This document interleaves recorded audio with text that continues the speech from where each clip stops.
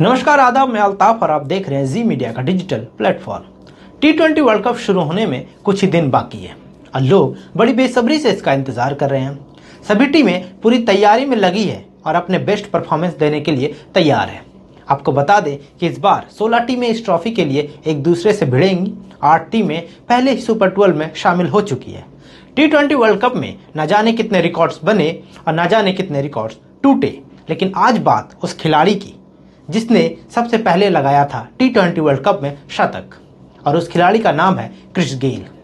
जी हाँ, बात T20 world cup में रनों की हो और क्रिस गेल का नाम सामने ना आए, ये हो नहीं सकता। मैच था दक्षिण अफ्रीका और वेस्टइंडीज के बीच, जिसको तमाम दर्शकों के लिए क्रिस गेल ने यादगार बना दिया। क्रिस गेल ने सिर्फ 57 गेंदों में 205.26 की स्ट्राइक रेट से 117 रनों की पारी खेली। इस पारी में उन्होंने 10 ताबड़तोड़ छक्के लगाए। वहीं इस पारी में क्रिस गेल ने 7 चौके भी लगाए। इसी के साथ Chris Gayle T20 world cup में सबसे पहले शतक लगाने वाले पहले खिलाड़ी बन गए। तो इस अंक में इतना ही। T20 से जुड़ी तमाम अपडेट और जानकारियों के लिए बने रहे मेरे साथ और देखते रहें जी मीडिया का डिजिटल प्लेटफॉर्म। धन्यवाद।